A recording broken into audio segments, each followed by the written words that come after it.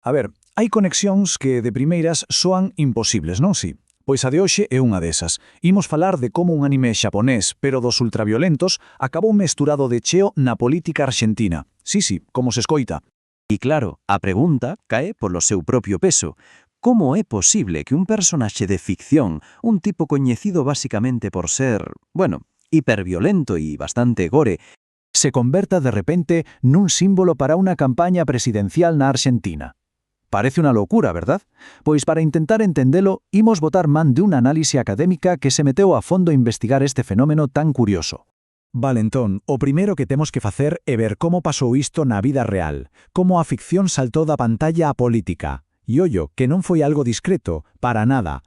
Porque non estamos a falar dunha anécdota, A cousa foise facendo cada vez máis visible. Un día, un simpatizante lánzalle un peluche de Pochita ao candidato nun mitin. Outro día, vemos a que sería a futura ministra posando co mesmo peluche. E xa para rematar, unha deputada electa facendo campaña disfrazada dunha personaxe da serie. E ata un votante que foi meter a papeleta na urna vestido de Chainsaw Man. Pouco a pouco, estas imaxes foron construindo unha ponte ben sólida entre o anime e este movemento político. Moi ben, xa vimos o que pasou. Agora ven o difícil, entender o porqué. E para iso non queda outra que mergullarnos no mundo da serie. Temos que coñecer o protagonista, a Denji, porque na súa historia, na súa personaxe, está a chave de todo isto. Escoitade ben esta frase, que é do propio Denji e que a análise académica destaca por algo. Con isto xa nos facemos unha idea do tipo de personaxe que é. Queda claro que non é o héroe clásico, verdade? Estamos a falar de alguén que chegou a un punto de desesperación económica, total, ata o punto de vender anacos do seu propio corpo simplemente para sobrevivir un día máis. E todo por culpa desta cifra, que é a que o ten afogado. 38 millóns de yens, unha débida que nin siquiera é súa, herdouna. É un número tan bestial que casi podemos sentir o seu peso, a súa angustia. É a precariedade levada á súa máxima expresión. Pero o que de verdade nos deixa cao é cando comparamos esa deuda millonaria con os seus soños. Coles son as súas grandes aspiracións? Pois, comer unha torrada con marmelada, xogar a videoxogos, ter unha cita. Cousas sinxelas, básicas, casi primitivas. El non quere salvar o mundo ni nada por o estido, só busca satisfacer os desexos máis primarios. E este contraste, amigos, é fundamental para entender como funciona a súa cabeza.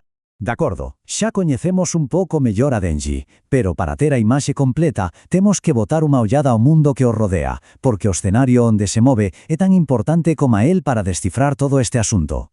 Aquí a análise que estamos a seguir propón unha idea moi potente, que o mundo de Chainsaw Man é, en realidade, unha alegoría do noso propio capitalismo, pero levado ao extremo. Pensadeo, un mundo onde cazar demos é outro traballo precario máis, casi unha gig economy de monstruos. É un reflejo, un espello un pouco deformado dunha sociedade baseada nunha competencia salvaxe, onde parece que todo está a punto de virse abaixo. E para poñerlle nome á actitude de Denji, a análise usa un concepto que soa complicado, pero que se entende moi ben, a hedonía depresiva. Que ven sendo isto? Pois é cando buscas praceres pequeños e inmediatos como a torrada con marmelada, non porque che fagan realmente feliz, senón porque o único ao que podes aspirar. É unha forma de escapar, sabendo no fondo que o sistema está roto e que ti non podes facer nada para cambiarlo. Unha especie de resignación. Ben, e agora entramos nun terreo máis espiñento, un dos temas máis debatidos da serie e que a análise non deixa pasar, a representación da masculinidade e, sobre todo, como se relaciona coas mulleres da historia. O traballo académico non se anda con rodeos e relaciona directamente a motivación principal de Denji con este concepto de incel. Porque, se o pensamos, o que move a Denji non é facer o ben, nin a xustiza. É unha frustración sexual moi profunda, un sentimento que precisamente está na base desas comunidades en liña.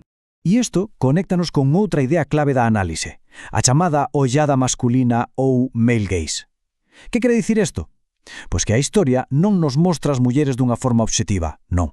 Vémolas sempre a través dos ollos de Denji, filtradas polos seus desexos e frustracións. E onde se nota isto? Pois, por exemplo, en como as personaxes femininas, a pesar de seren superpoderosas, son presentadas case como waifus, como un trofeo a conseguir. A análise sinala que estas mulleres parecen darse conta do desexo de Denji e úsano ao seu favor. Ofrécenlle cariño ou a posibilidade de intimidade, como se fose unha moeda de cambio, para que el arrisque o pescozo. O afecto convértese nun negocio, nunha transacción. Para entender mellor onde encaixa Denji en todo isto, A análise bota man desta xerarquía da chamada manosfera. É unha forma de ver o mundo moi crúa, que divide os homes en dous grupos. Os alfas, que son os líderes, os dominantes, e os betas, que son os submisos, os que obelecen.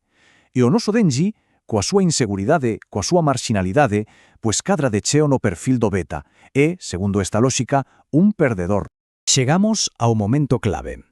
Xa analizamos a ficción, ao personaxe, o seu mundo, agora toca volver ao principio e unir todas as pezas. Imos conectar todo isto coa política arxentina. Fixadevos nesta línea de tempo. É alucinante a velocidade coa que pasou todo. O anime estréase e faise popular en 2022. E só un ano despois, en outubro de 2023, xa temos toda esta explosión de símbolos na campaña. O peluche, o cosplay, o votante disfrazado. En tempo récord, un movimento político colleu os símbolos deste anime e fixos seus.